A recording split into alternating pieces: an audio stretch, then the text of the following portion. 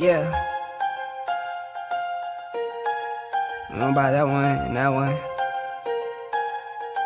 All of it. I need it all. Do you want it though? Where do I begin? I see the hate, they don't wanna see me win. Bank deposits, I got more coming in. Top down, throw the money in the wind. I don't want it all. Heard he scammer, had to switch up the accounts. Moving paper, gotta call it my account. It's all in, I can have it coming out.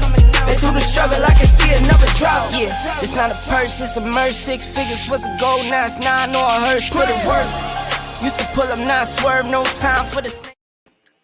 Hey guys, welcome to another session of Educators Roundtable.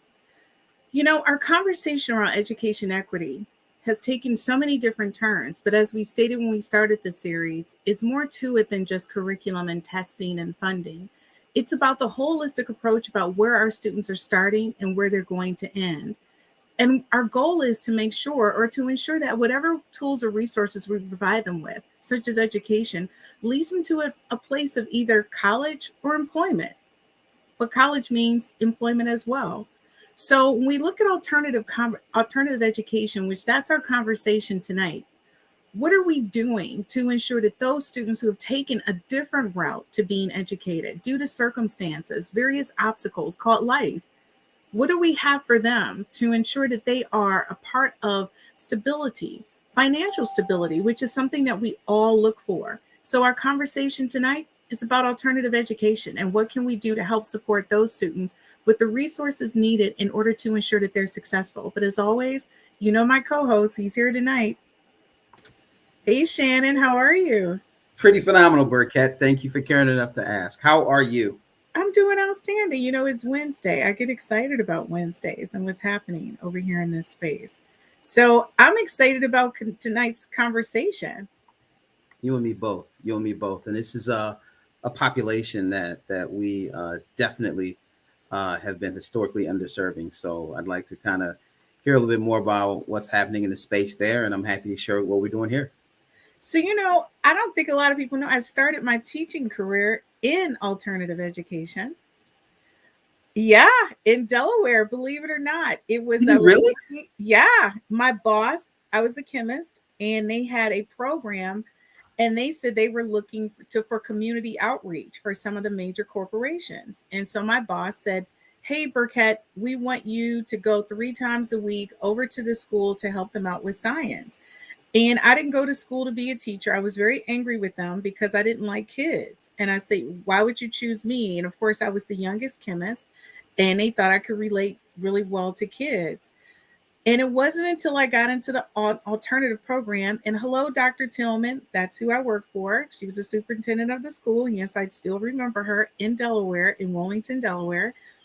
And I fell in love with the kids after the first week. And I really look forward to going back. And so that was my first introduction into education because I didn't go to school to be a teacher. I went to school to be a chemist. So there you go. I started off in alternative education. And I'm sure they were some amazing kids. And they were. And I know you had a great time. I did. And let me tell you something. They made me a better teacher because of it. I learned how to teach. When you're in a room with kids that have other things to do and will tell you to your face, I have other things to do. Why are you talking to me, lady? It has to be engaging. It has to be engaging. It has to be worth their while. Exactly. Like I have a full-time job, right? Exactly. I got like the car payment, I got rent to pay. Like exactly. I'm here for the education, but it's gotta be meaningful. And that's what it was about. So let me tell you, we have Dr. Elon with us, and I'm so excited because you are like the guru of alternative education. What's going on? How are you? Hello. How you doing, Christine Burkett? How you doing, Shannon? How you doing? Hey, Doc, how you doing? Good. Well, I am Dr. Elon. I'm glad to be here on this podcast tonight to talk about alternative education. I've been working in alternative education about 15 years now. So wow. Yes. Great time. 15 years is a long time. So listen, guys, we are just starting our podcast. Be sure to ask any questions and comments. You can ask questions from Facebook, LinkedIn, YouTube, and Twitter.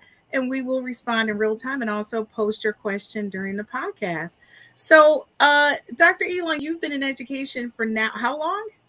Well, at Covenant House for about 15 years. I started in education about 2004, but I Okay. started not as an administrator. I started as a social worker. I was a school social worker.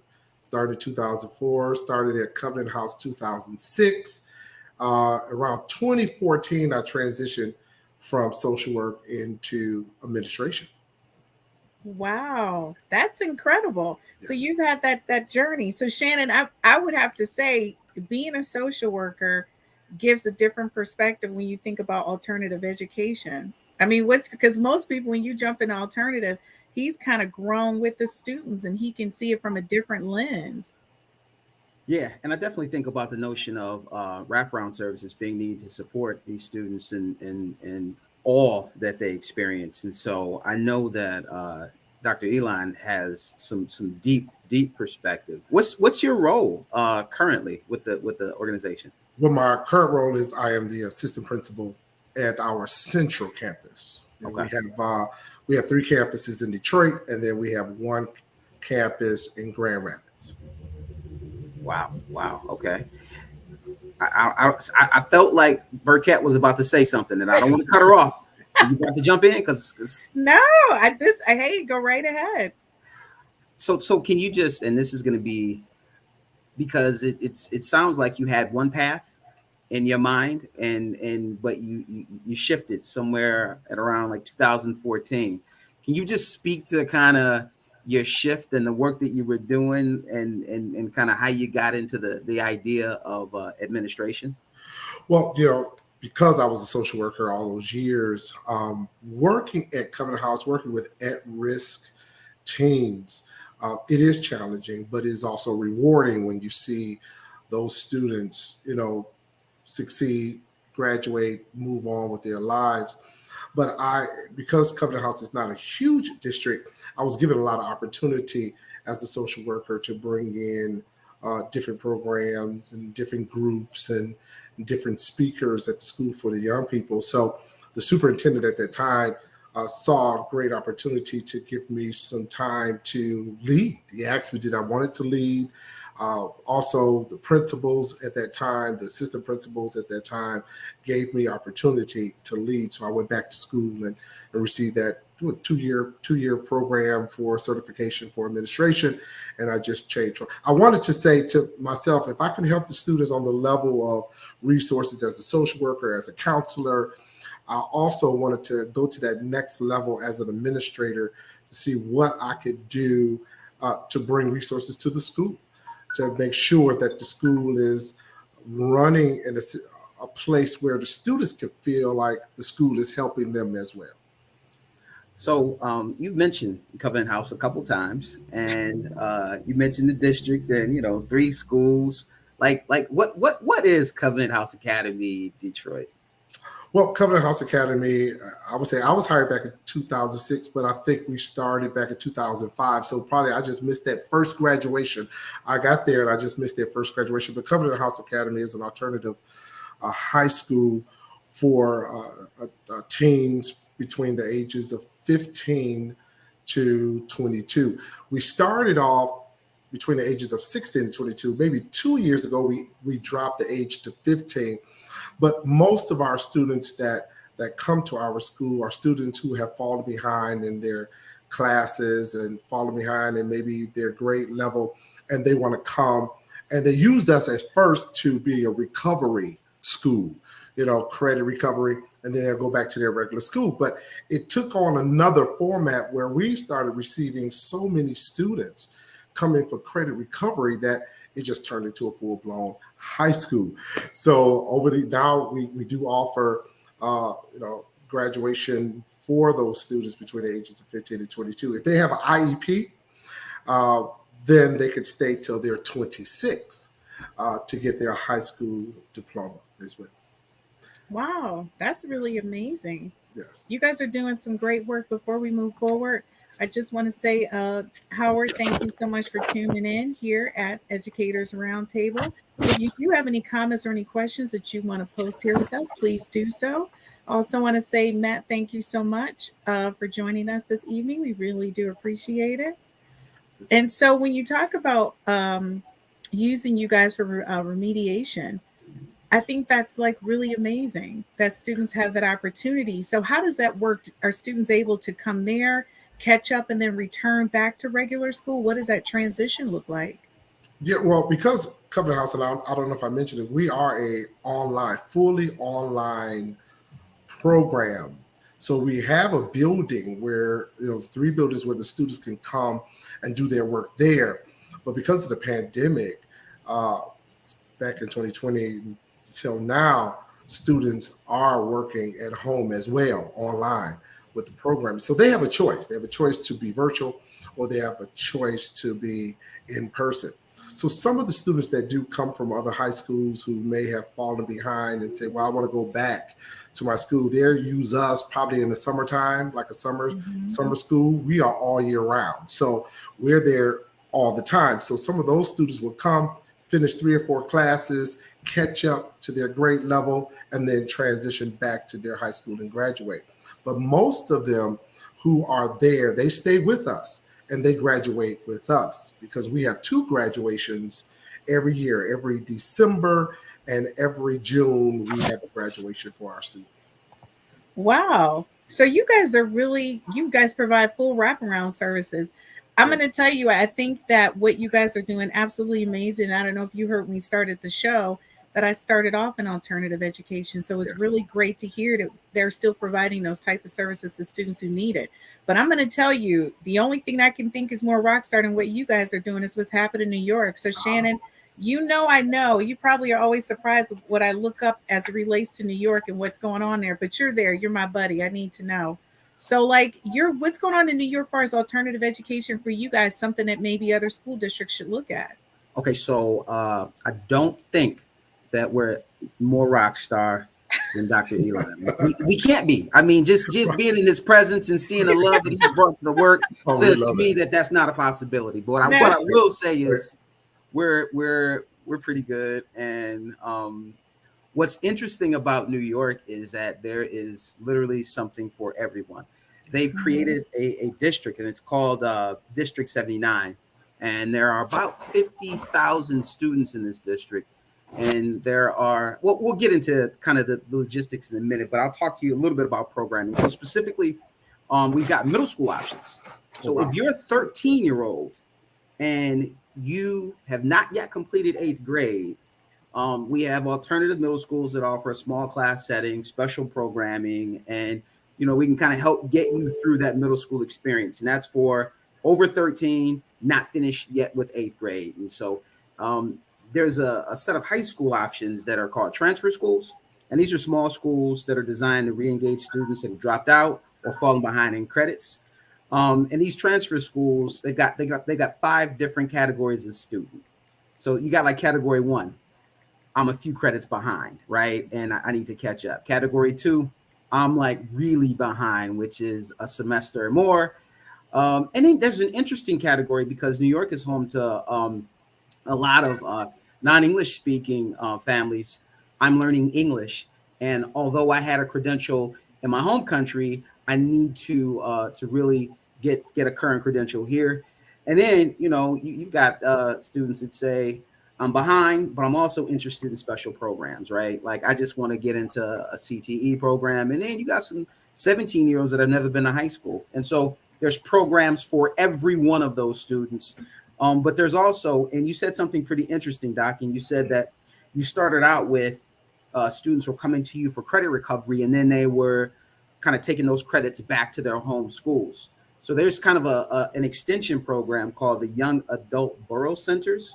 And these are for, and it's all after school, it's all after hours and all weekends to really make up credit. And of course, there's also, and I'm just going to tell you about 2 more, and then we can kind of take a break with New York. But we've got the high school equivalency for those that just really need support with, and that's formerly known as the GED. And these are courses and classes to take this test. And what I really didn't know was that test is 7-8 hours over a day or 2. Mm-hmm. And then it's adult education, and that adult education is for ages 21 plus. And that adult ed addresses basic learning needs through high school equivalency preparation for those students. So it runs the gamut. And like I said, District 79 serves about 50,000 students with a myriad of circumstances. And we also have a relationship with Rikers Island and the other prisons. And so we actually have teachers in those juvenile correctional settings as well.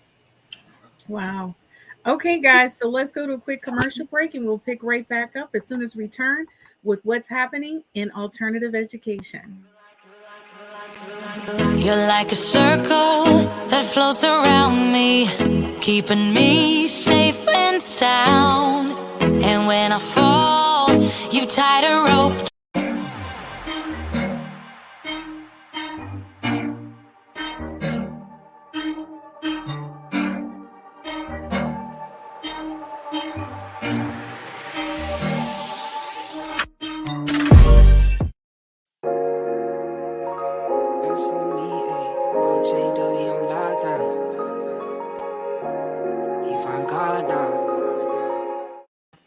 Welcome back to Educators Roundtable. If you missed the first session, we were talking about alternative education and this amazing program that we have here in Detroit, Michigan.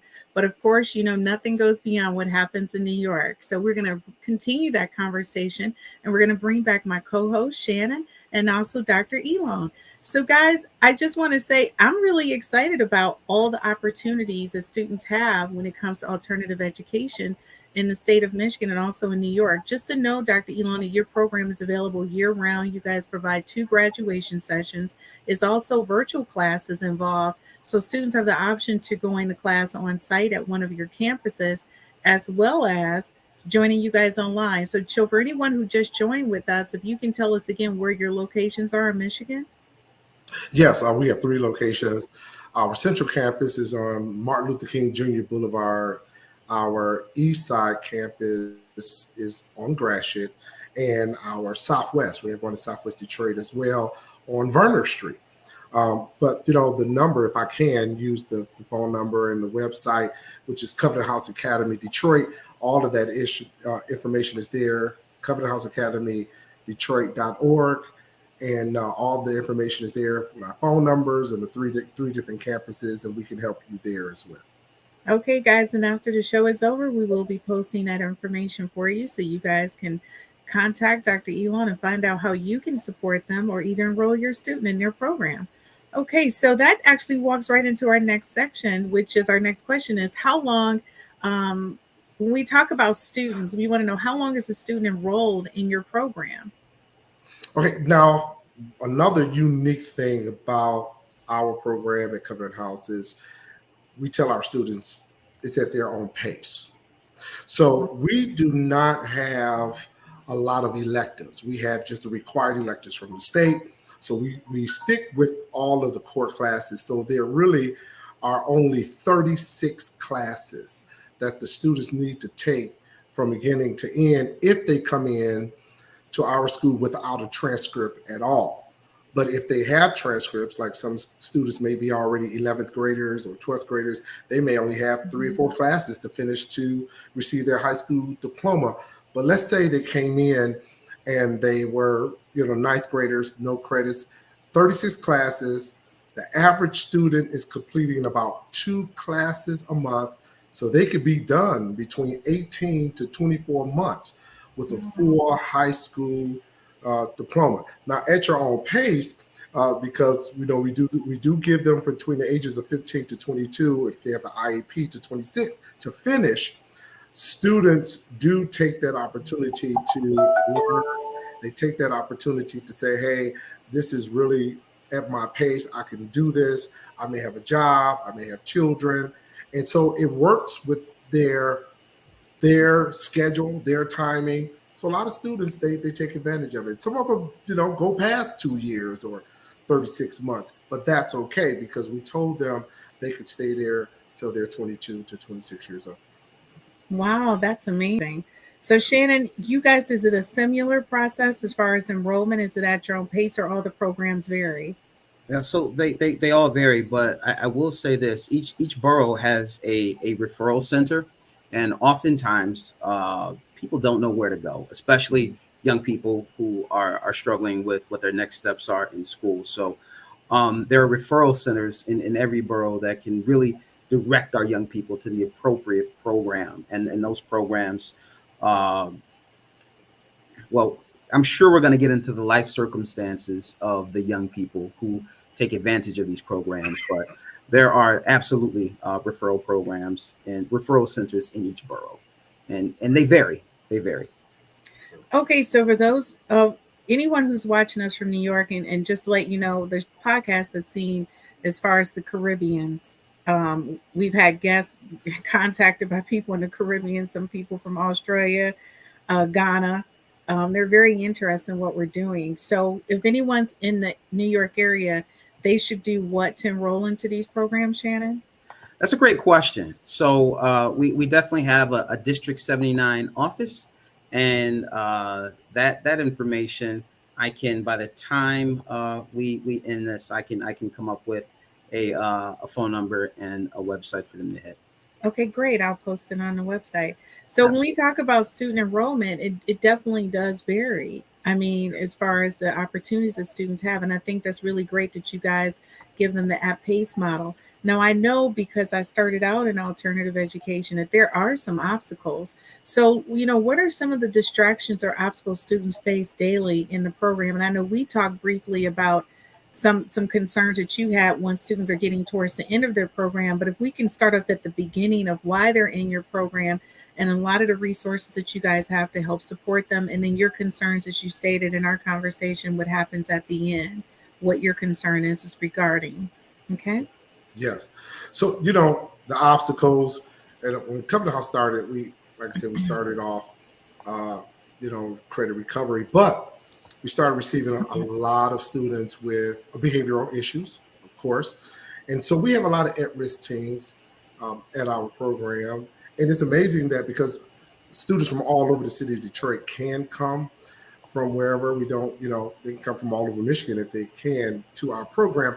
But some of the obstacles are probably some of the same obstacles that brought them there. Some students have probation officers. Some students got in trouble with the law, and they are mandated to get into a program and to school, and we're open to them. We don't turn anyone away. Some of our students are even homeless. So now, and I didn't mention that too. I forgot to mention this. The Central Campus, the one I'm at, we are on the same campus with Michigan Shelter for young people, which is between the ages of 18 to 24, Covenant House Michigan Shelter. And so we have some students who are homeless that come from there as well and come to our program. But some of the obstacles inside the building, of course, are those social issues that students always have, that is trying to interact with each other and not do their work. We do have those issues as well.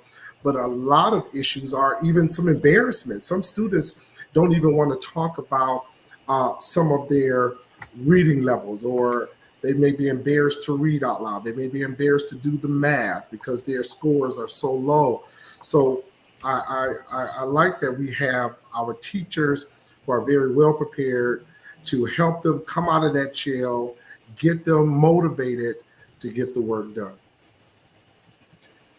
Wow. I think that's like a lot. So when you talk about kids who are homeless, what are some of the concerns that you guys have as it relates to those students? Maybe some that may not be in that facility, but may be off site and be homeless and still attending your school district. Yeah, so as far as the homeless students, and we have that definition of couch surfing. That's a definition for homelessness as well, where students are actually trying to find a place to live and trying to either stay with family, friends. The homeless gamut is very huge when it comes down to at-risk teens. But because of the resources that we do have for them, we do have places that will accept them and try to help them get housing. And we do try to connect them with places that will be available to them, it's very helpful for our students as well.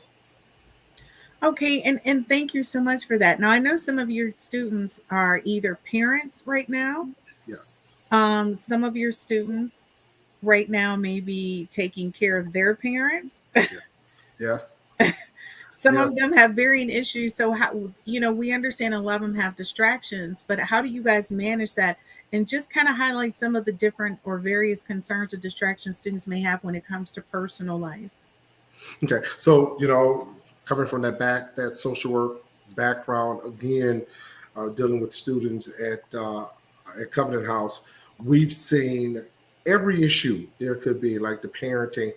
One of our schools, our Southwest schools, has a daycare. So that takes care of that issue of some of our young people uh, being able to take some of their kids and drop them off. We also connected with Alternative for Girls who are pregnant teens. We're connected with them as well. But the main issue, some of the main distractions, some of the main issues that our young people deal with are really issues, social issues outside of the school building, dealing with food, trying to find other resources for their children. And so we are trying to connect with programs, and we have resources, the social workers that are currently in our buildings, the psychologists that are in our buildings. We do have that connection where we can connect our students with counseling and counselors so we can find out whatever they need outside of the building that will help them become successful students. Oh my gosh. Yes. You guys are doing Rockstar. I mean, Yes. Shannon, you guys have the same issues as far as the obstacles that your students are facing within the school district who are enrolled in alternative? Yeah, but I'm also I'm gonna answer a question that you didn't ask, and there's definitely an overrepresentation of uh, African American students, Latino students, students who are free and reduced lunch eligible, who Yes. are really in need of these alternative programs. And so I think that when we look at the students, they are disproportionately represented in these programs. And that's, I think, indicative of a much larger discussion that we should have. And I know that that's a conversation for a later date, but Yes. I want to definitely kind of come back to that, because I think a part of the conversation should be looking at the conditions that create the need. The fosters. Having said that, there are absolutely, as Doc was saying a moment ago, life. Like these young people are living the lives with adult needs, in adult situations and scenarios, and those are all more than a distraction. Those take precedence largely over the school aspect of things.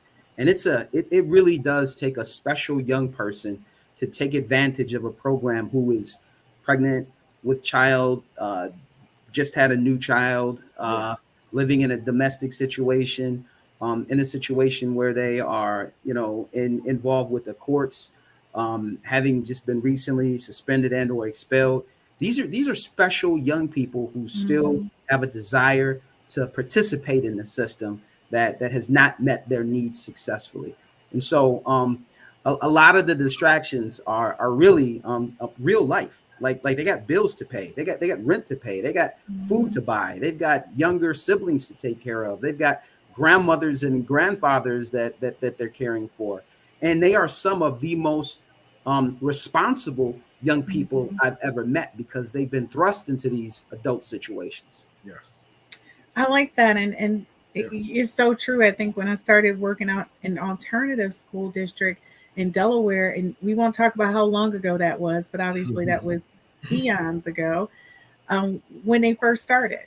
And a lot of those kids, they were having adult conversations. They were like, oh, I've got to leave at this time to pick up my kid from school. And I'm thinking, I don't even have a kid. Like, Right. Right. what's happening? So, I had to really kind of listen first. And that's what kind of opened my eyes to, you've got to be more flexible with what you're asking them to do. The homework can't be due tomorrow because they may have to go to work right after school, go home and take care of their kid, and homework may not be top on the list. So I had to think about that. Okay, so Thomas K, thank you so much for joining us. I think the use of the word alternative has a negative connotation. Let's change the negative into a positive and use the word accelerated or accelerator. So, what do you I guys like think about what Thomas K just stated? Yeah, I like that. That's true because we are giving students who have these issues, and we're giving them a second chance Mm-hmm. to finish their education. As a matter of fact, as Thomas said, an accelerated chance Mm-hmm. to finish their education. And we try to open up a lot of doors for them because we look at different avenues to help them reach that goal, finish that high school diploma, or as Brother Shannon was saying, uh, that GED program that students may need as well. We want them to have that ability to be able to open up those doors and finish their education, move to the next level of their educational success. I love that. Okay, so guys, we have to take a quick commercial break. When we get back, we'll continue this conversation. But as always, guys, it's always good to know that our students do have options and opportunities out there that's going to help them advance because that's vitally important as our students go through their various struggles. So we'll be right back right after this quick commercial break.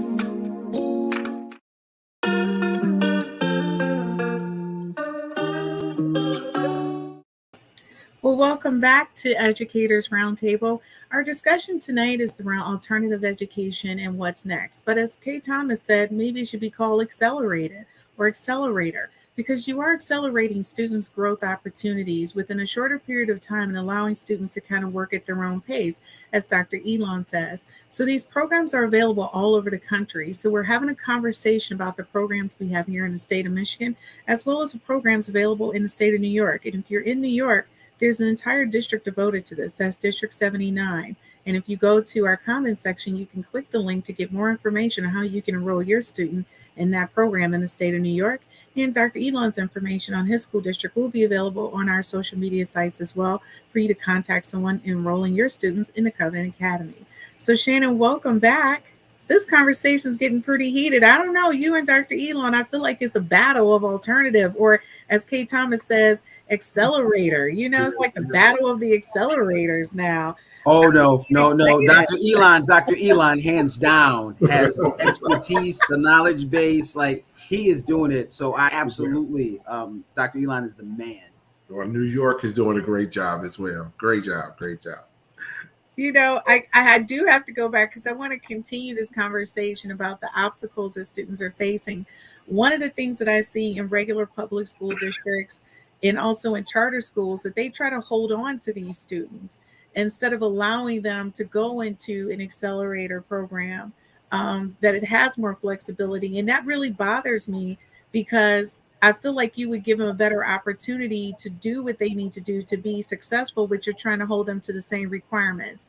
So, I mean, are you guys, and I'll be honest with you, are you guys working or collaborating with major school, public school districts to say, hey, if you got a kid that's absent a lot, if you got a kid that's having a lot of behavior issues, you got a kid that may be homeless, we'll take them for a short period of time, get them back on track until their parents get settled or they get stable. And I'm going to be honest with you, like Shannon said, it's not just African Americans, it's just minorities, just principal, it's just straight across the board, just in general.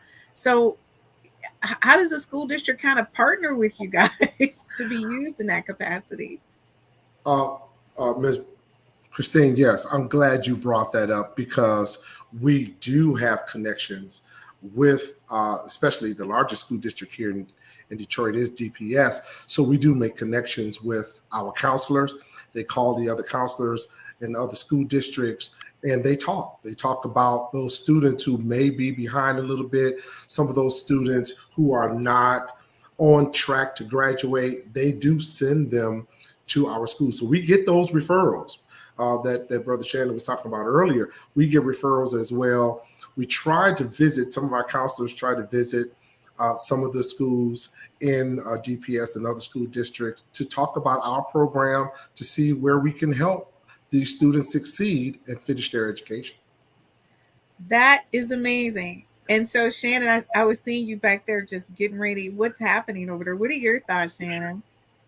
Okay, so my thoughts went directly to the policy side of things, and to the student funding side. Okay. And so I had a lot of thoughts that went through my mind. I knew this when you were thinking. And so I'm just, I just don't think that institutions are always making the best decision for the students. Thank you, Shannon, for saying that. Some of that. That's all. Yes. That's why you're my co-host. That's the real conversation. A lot of them do hold on to their students because of the funding instead of just letting them go where they can be successful. Because I'm going to tell you, I know for sure you keep students who have failed and failed and failed, and you keep them there, and you go from regular ed to IEP to special ed, and just they're not special needs. They don't have. They just basically are a student that just needs to be in a different learning environment so they can excel. But yeah, I mean, I see that happen so often. And a couple of kids that it happened to, the reason why they fell behind is because they were taking care of a parent. Yeah. And they couldn't make it to school. But instead of that, you want to do an IEP on them. No, he didn't need extended time. He just needed to leave and go into one of these programs. As Thomas K said, an accelerator program. Yeah. He just really needed that. So yeah. So that's true. So I know you said you guys connect through social workers. But to Shannon's point, a lot of them, even if you're working through social workers, do you guys have an advocate? Do you guys have a senator or somebody who's advocating? At some point, there's got to be some sort of law in place that if a student has been identified as homeless or whatever, they should be shifted over to another type of learning environment. Like, you know what I mean? There should be options provided automatically. Yes. Right? Like, that's true. If this is the circumstance, here are your options. Yes. And these students have a right to a free and appropriate public education. Yes. That being said, anything short of that that positions the institution ahead of the needs of the child is all bad.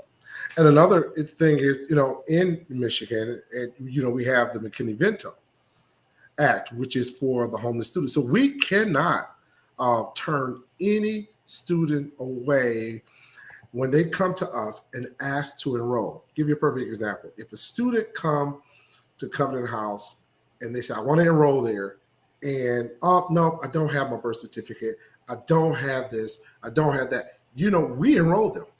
And we tell them, listen, you can get that information later. As a matter of fact, we're going to help you get all of that information. But your education is so important that we're going to go ahead and bypass that and get you in this program so you can start working on these classes. And we can work on getting your transcript, your birth certificate, and all the information we need from you. But let's get you into the program. So we turn no one away. And I think that's what really helps Covenant House stand out, because people know that about us and they do send their students there knowing that we will work with any student and bring them into our program. If I could actually share this with our listeners. If you walk into any public school in the country and say that you're homeless, they're obligated to take you. Yes. They're obligated. Okay, so Shannon, that's where my pushback is. They take the kid, but I have two concerns with that. You take the kid, you take the money, but the kid is still homeless. Like, okay, so during the pandemic, you had a large population of students that they did not want to give devices to because they knew those students were homeless or in shelters. So I said to myself, well, what is the point? You're gonna give them packets? I mean, I don't understand just send them to his program. Do you guys help them with housing? Right. Well, and because on the shelter, we are on the same campus that we are, the Covenant House of Michigan shelter for young people between ages of 18 and 24 do help with housing. They help with they do it all. See, that's what I'm saying. See, Dr. Elon, I need those people to send those kids to you, because I know right now several kids who are homeless in regular school districts. And I'm not understanding. Like, what is the issue? And homeless goes beyond living in a shelter. Yes. Homeless could also mean I'm. couch And you surfing. said it earlier. I'm on somebody's couch, right? Exactly. So I'm on the street. we're doubled up. We're tripled up in Yes. a single household. And so, I mean, cut a kid a break. Now, I'm going to tell you, Thomas K., if you don't stop pumping out all these good questions, Thomas K. on top of this, he says, how are assessments given and what are the criteria for success in the program? Okay, so for assessments for us, when the kids come in, they do take an assessment test. And that assessment test is really to see their reading level and their math level. And so once we do that, that will determine if they have not already taken these classes, what programs that we can give them or classes we can give them to bring up their reading level and their grade level. The program that we actually use is Edmentum. That's the online program we use. Some people know it as Clever. But we just added another feature to the Edmentum program called the Exact Path. Now, what the Exact Path is, it takes that assessment that the students take when they first come into the building, and it actually helps them wherever they are, what level they are in reading and math, and builds on those levels to push them to the next level of reading and math. The students, it was a lot of pushback in the beginning because they're not getting credits for that. This is extra work that they have to do. So a lot of students, Mr. Elon, Dr. Elon, we don't want to do this because it's not guess what it's doing? It's helping you grow. Right. It's helping you raise your reading level and your math level. And now, since the program is really acclimated into the school, this school year, students caught on, they are actually doing the program. Wow. So that's, and I think you do need to kind of level set before you even put students into a class. And I think one of the things that I get excited about is the Huntington assessment that they do for students to kind of evaluate where you are and then give you support. So it's great to see that you guys do have a tool over there that you're using to level set and identify what grade level a student is and then enrolling them. And also I commend you guys for taking kids without the proper paperwork, which a lot of school districts don't. And processing them and getting them into the program. I think that's great. So Shannon, with you guys, again, New York has been taking kids without any ID for years and getting them off the street and educating them and feeding them and clothing them. You guys even house families, by the way, which I do know. See, I do my research on you guys because you guys are doing stuff at a whole different level in New York that I think other school districts should look at. So talk a little bit about that. Yeah, it's interesting that you mentioned that. So first off, we've got there's a huge immigrant population. I mean, in the Midwest, you just don't see it, but it's pretty massive. So there's a couple of different things. So there's a ton of programs. One is the Living for Young Family Through Education. It's the LIFE program, LYFE, and these are student parents. They offer academic support. They offer wraparound services. They offer childcare, all of the things that you would need in order to be successful. This particular program has it, and there are a number of programs like that. But you said it. Some of it's housing. Some of it is supports with meeting basic needs outside of the school setting. And there are a number of highly specialized programs. And I mentioned earlier the CTE piece. If you have adults who would like to get into the high school equivalency, there's a co-op tech, which, you go half day to high school equivalency. And the other half goes towards a technical skill. And then you finish with a certificate.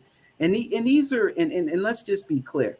The end result of all of this is really to earn a credential that is going to get you a high school or equivalent. And that really is the gateway to being able to provide a living for yourself and your family and that's entry level, right? Yeah.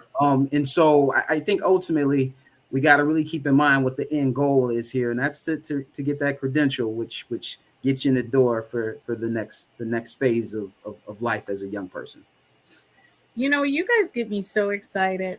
I guess the way I was excited when I first started teaching and didn't know I wanted to be a teacher, when I was sitting in that alternative class and the boy said, because back in the day they had beepers. He said, "Look, I got to take this call right quick. I'll be back." Right. And I was just like, what is happening in class? But what I didn't understand was the beeper, in my mind, basically only drug dealers had beepers. So I had an attitude. So when he came back in class, I was like, dude, what's up? You can't just walk out of class. He said, no, that's my baby mama. I had to make that call real quick because my baby in the hospital. He said, I'm with you, teach. Now go ahead and hit that. I'm back. And when he said that, I was just like, what kind of school is this? Yeah. Because I had never been in that environment before. But I'm going to tell you, he turned out to be one of my best students. Wow. I got him a job. And it was so funny because we needed janitorial help at the company I work for. Okay. And I said to him, well, how old are you? And he was in a class with 13, 14, and this guy was getting ready to turn 21. And I was just like, why is he in my 9th grade class? Yes. Right? So when I talked to him, I said, well, you're actually old enough, I can get you a job. Yes. He was like, oh, I'm down with it. I mean, he turned to be the best. I don't know if he's still there. I have to check and see if he's Wow. still there. But he showed up to work on time. He worked the night shift. He did his homework. He said, teach, look, I cleaned, did what I had to do. He said, but then I knocked out my homework. He was like, I wanted to call you up because I didn't understand that thing about fractions. You gave us. And I was like, okay, you could have called me from work. He was like, but I ain't know, I just thought that was improper, whatever. He's like, my girl told me don't do that. I was like, but I was impressed that he put forth a lot of effort. And like Shannon said, a lot of those students are the most responsible students that you'll ever find.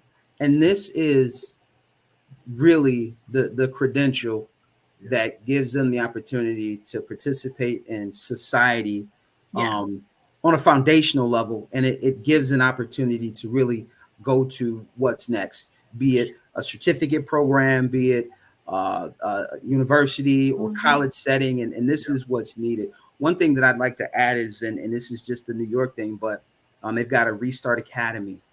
And this is really something pretty special because these are live-in facilities. These are substance abuse, day treatment, mental health, hospital, and these are schools. I mean, these are folks that are dedicated to meeting the needs of these young people where they are, whatever their needs might be. And so it's pretty. It's inspiring. And Doc, I just want to say to you, in the best of times, being an administrator in a high school setting is tough work. We are far from that, especially during this pandemic. You are an absolute hero. Thank you for what you do. Thank you for what you've done. And I'm sure that the young people whom you've impacted cannot thank you enough, man. And so I thank you for it. Oh, thank you. Thank you. Really? I mean, you sound like we should just end the show right now. No, we still have 4 minutes left. I'm telling you, I cannot be in the presence of someone doing amazing things in the lives of young people. I was like, what's happening? Dr. Elon, did you feel like the show was over too? Right? No, I was just saying thank you. Now I feel unsafe. No, that's good. We're good. They assured me that we were in a safe space. We're in a safe place. So Thomas K says, excellent, gentlemen. After completion of the program, does anyone track the scholar's success? Yes, which leads into, I guess, that last question, because, a couple of things, and I'm glad this podcast was put together in the first place, because I do want to talk about that as far as tracking the success of our graduates. Now, right now, we have a couple of programs that connect with our graduates. Detroit Summer Youth Programs, they help our students receive jobs in the summer, but if they are seniors, they stay in contact with them even after graduation so they can help them get into some training programs as well. We also have, like I said, our counselors at our schools who also connect them with Zello, with career paths and jobs. So that way we also are connected with Detroit Training Center. Now, Detroit Training Center, they give us, tell us about job fairs, job training, on-the-job training, actually apprenticeship programs that they hear about. They send it our way. We tell our seniors about that, and even after they graduate. And I do want to mention, even though we do have a high volume of at-risk teens, we have students from every level that comes from all over the city of Detroit. When they graduate, a few of our students go to the military. A few of them do go to 4-year universities. A few of them do go to 2-year colleges as well. Detroit Promise, that's another great program. Mm-hmm. Detroit Promise offers free tuition for 2 years for residents of the city of Detroit. So that's a great program. But the majority of our graduates do go to work because they have children. They want to take care of themselves. They want to take care of other family members and siblings. So we are looking for more programs and more opportunity. And I'm glad for this podcast to put that out there that will connect with us to add on to the programs that we already have. Yes. So I'm going to make a small suggestion to you, Dr. Elon, if you can write this down, DMS, Detroit Manufacturing Systems. Okay, DMS, Detroit Manufacturing. Okay, gotcha. It is a supplier for Ford Motor Company, and they do assemble several of their vehicles, and they do hire people right off the street, and they go through training for them. So it would be great if you can reach out to them, and I used to do some consulting work for them. Oh, okay, great. Yeah, so that would be great. So before we move on, I just want to say, Jermaine, thanks so much for watching, and hello. And then Jermaine also wanted to say, so key, Dr. Elon, the follow through to help ensure students have a successful entry into the workforce. And he said, big up. Yes. So that's great. So just to let you know, Jermaine is on the East Coast. He's in cybersecurity. He's originally from Detroit, Michigan. It's always a joy to see and hear from Jermaine. He's awesome. You know what, Shannon? Really, that's what we're doing? Look, you know what? I just happen to be a gracious co-host. That's all. All I can say is, so Thomas K said, awesome. Glad to hear scholars have something tangible. Yes. Yeah. And that's really important that they do have something tangible. So, and then Shannon, he goes, what's up, Chris and Shannon? Really? Shannon, I don't even know why you get Jermaine revved up every week. You do that. It doesn't take much for you, and to get him started on top of that. And here goes Jermaine. Here he goes. I love it. See, that's what I mean. I don't even know why. I'm going to tell you guys right now. We're going to our last commercial break, and we'll be right back. When we get back, we're going to get last words from you guys and things that we want to ensure that people understand about the needs for both of your programs, or how they can support them, or opportunities to enroll their students. And so as we think about alternative education, but to Thomas K's point, it's celebrated programs. We need to look at how we can support those students. You do understand that a large population of these students need employment opportunities. So as we transition to the close of the show, I want us to think about how we can help those students make those transitions into employment. And if you do have any opportunities, please feel free to reach out to us here at Promising Integrations Consulting Firm through our social media for Educators Roundtable, or you can reach out to Dr. Elon directly over at Covenant House.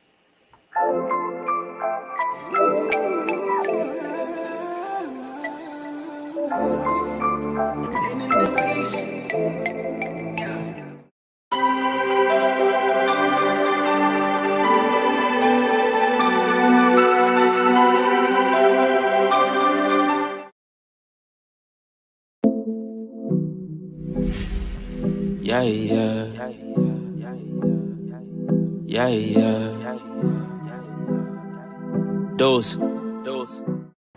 Hey guys, welcome back to our last session here. I don't even know. See, this show went so quickly. You weren't expecting that, Dr. Elon, were you? Huh? So you weren't expecting that, were you? No, wow. It went by so fast. It does. It goes by very quickly. I always tell people we start the show and next thing you know, it's already over, but we still want to talk. So I'm going to tell you, Dr. Elon, before we end, you're welcome to come back anytime. We would definitely like to see how we can help support what it is that you're doing over there at Covenant House, and anything that we can do here at Educators Roundtable. I'll be happy to put out a commercial on all of our social media sites for you guys. If you guys are looking for donors, resources, workforce opportunities, whatever you need, I'll be happy to support you guys. I think it's so important that we look at not only how we educate our students, but to Thomas K's point, what happens next. After we've educated them, they've finished, are they going to, community college? Are they going to college? Are they going directly to work? Are they going into a training program? And a lot of times in Detroit, Michigan, we're not giving them clear paths on how to do any of those things. We're just saying, okay, you're finished, get out of here, kind of thing, which concerns me in education. But I think, being a mother of a young man who is 19, I call him a grown man child, but the thing is, he's still a child. He's 19. He's responsible. He's mature because I'm his mother, but he still calls me, if something happens, I'm his first call, Mom, this is what's going on. What do you think?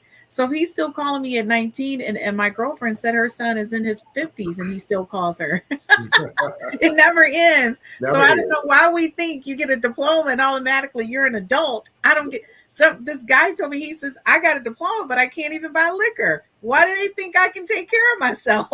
Right. The father told him, when you get that diploma, you're out of my house. He said, to go where? Right. So those are the questions. So what would be your closing remarks? And Dr. Elon, I'm going to end with you. So Shannon, what would you say to our viewers tonight? I would say to educators, really reflect on how we create the conditions for success or failure for our students, and really continuously check yourselves around what you're doing, how you're approaching the work, and how you're thinking about how to maximize what's best for our students. I think these programs are phenomenal, and I think that they're very needed, although I wish they weren't, right? And so I wish that we were doing some things differently in the mainstream setting to meet the needs of more students.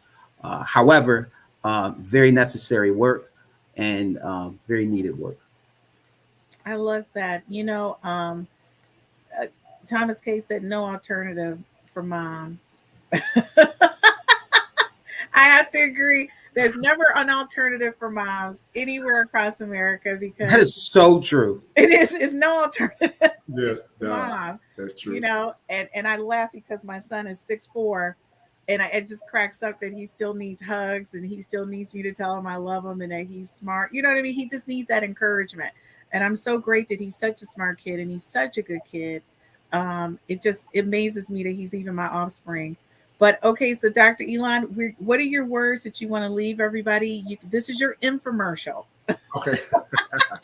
Yes. So once again, Covenant House Academy of Detroit, we welcome all students, no matter what level you are on, to come in, receive your education, receive your diploma, and move on to your next level of success. I know she's going to, Ms. Burkett is going to put up the information for us, covenanthouseacademydetroit.org. But I do want to mention Mr. Shannon Smith is this in New York. It's so great to hear what New York is doing as well.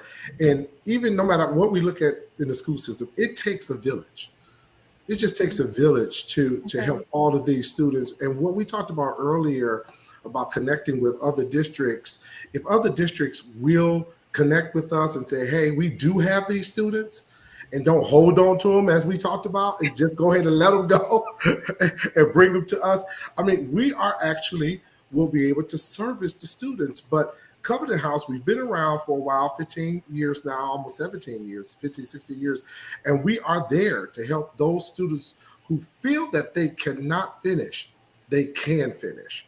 So please connect with us, and we'll be right there with you. I love it. I think that's an awesome infomercial, and I'm definitely going to help you guys. Great work, Burkett, Dr. Elon, and Smith.